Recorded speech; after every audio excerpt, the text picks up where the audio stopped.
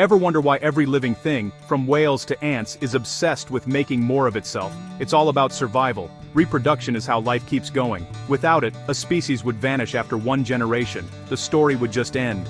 Think of it like a relay race. Each generation runs their part, then passes the baton to the next. If no one passes the baton, the race and the species ends.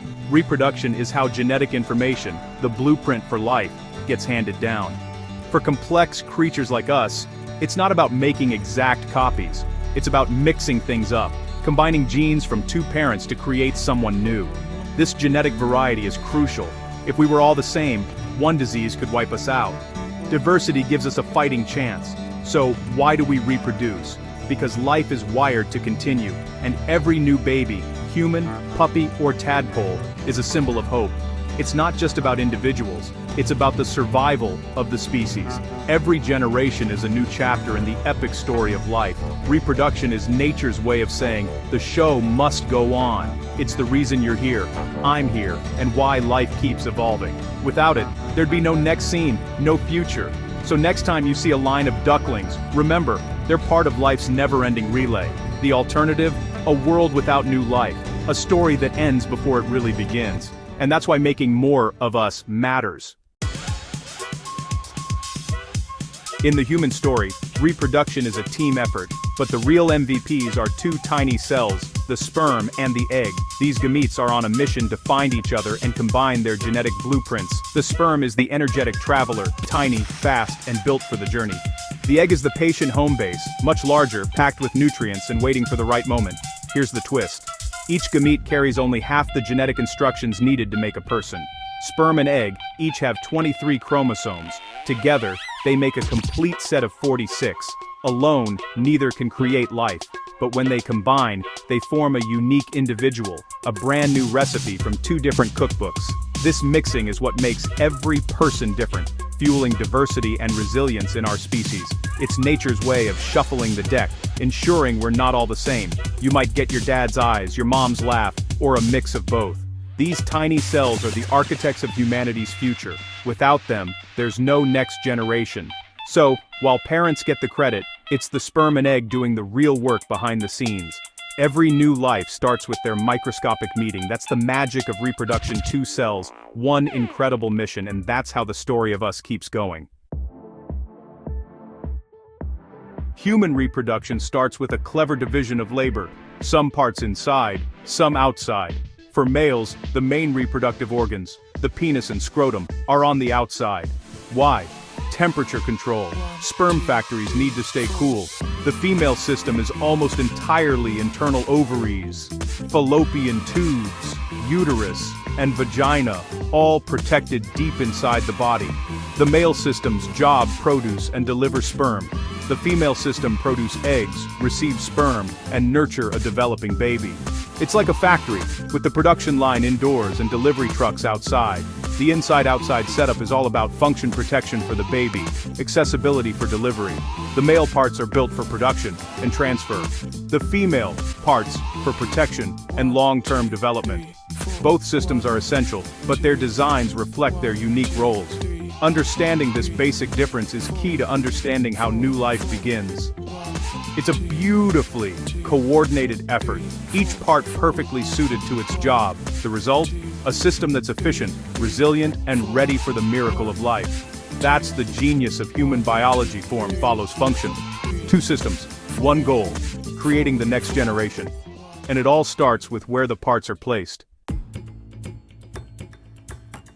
Let's zoom in on the factory's testicles for sperm, ovaries for eggs. Testicles hang outside the body to stay cool, just right for making healthy sperm. Inside, miles of tiny tubes churn out millions of sperm every day, powered by testosterone. It's a non-stop assembly line, always in motion.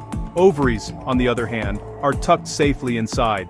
Females are born with all the eggs they'll ever have, millions, stored in the ovaries, waiting for their moment. Unlike sperm, eggs aren't made daily. They're carefully released, usually one per month.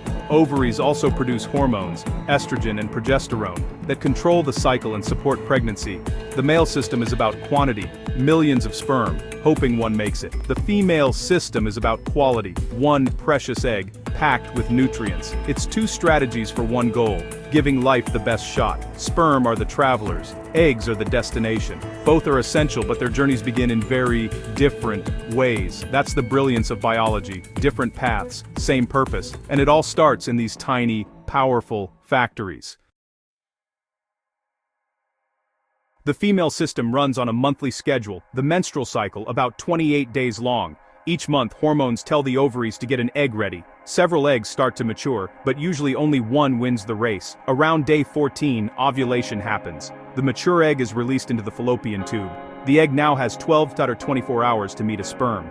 Meanwhile, the uterus prepares a soft, nutrient-rich lining, just in case a fertilized egg needs a place to grow. If no sperm arrives, the egg dissolves, and hormone levels drop. The uterus sheds its lining. This is menstruation, or a period. The cycle then starts over, ready for another chance. It's a system of preparation, opportunity, and renewal. Every month the body gets ready for the possibility of new life. If it doesn't happen, it resets and tries again. The process is efficient, organized, and full of hope. That's the ovary's grand release, a monthly shot at the next generation, and the countdown never stops. The male system is all about non-stop production. Millions of sperm made every day from puberty onward. Sperm are created in the testicles through a process called spermatogenesis, taking about 2 to 3 months from start to finish. Why so many? The journey to the egg is tough. Most sperm won't make it. Unlike eggs, which are all present at birth, sperm production starts at puberty and continues for life. Testosterone kicks off the process, turning dormant cells into active sperm factories. Once formed, sperm aren't ready yet. They head to the epididymis, a coiled tube where they mature and learn to swim. This boot camp takes a few weeks, prepping sperm for their big moment. The result? A constant supply of mature, motile sperm, always ready for action. It's a numbers game. Millions produced, but only one may succeed. The system is relentless, efficient, and always on. Sperm are built for the journey, and the factory never sleeps. That's the story of sperm quantity, endurance, and a shot at the ultimate prize. Every day is a new chance for success, and the race never ends. A sperm cell is a marvel of minimalist engineering, built for one job: reaching the egg. It has 3 main parts: head, midpiece, and tail. The head carries the genetic payload, 23 chromosomes packed tight. At the tip is the acrosome, a cap loaded with enzymes to break it through the egg's defenses. The midpiece is the engine room, packed with mitochondria, the cell's powerhouses. These mitochondria turn nutrients into energy, fueling the tail's relentless motion. The tail, or flagellum, is the propeller, whipping back and forth to drive the sperm forward. Without a working tail, the sperm goes nowhere. The design is all about speed, endurance, and precision. The head delivers DNA, the midpiece powers the journey, and the tail gets it there. It's a self-propelled DNA-delivering missile. Every part is essential, no extras, no waste. The sperm structure is a perfect fit for its mission. It's a tiny cell with a huge responsibility, and it's built to go the distance. The real adventure begins when sperm and egg finally get a chance to meet. Intercourse deposits millions of sperm into the vagina, a harsh, acidic environment where most perish instantly. The survivors swim through the cervix, which only opens up around ovulation. Next, they enter the uterus, a vast, challenging landscape where the immune system attacks many as invaders. Only a fraction make it to the fallopian tubes, and only one tube holds the egg. It's a 50-50 shot. Choose the wrong tube, and the journey ends. The right path leads to the egg, but the journey is long and perilous. Meanwhile, the egg drifts passively down the tube, waiting for just 12 to 24 hours. If no sperm arrives in time, the egg dissolves and the cycle resets. Out of hundreds of millions, only a few sperm reach the egg. It's a microscopic odyssey, full of obstacles, dead ends, and narrow windows. The stage is set for a dramatic meeting. One patient egg, a handful of exhausted sperm. The odds are slim, but the stakes are everything. This is the moment where new life can begin, and it all comes down to a single incredible encounter. The climax, Sperm meets egg in the fallopian tube. Dozens of sperm swarm the egg, using enzymes to break through its protective layer.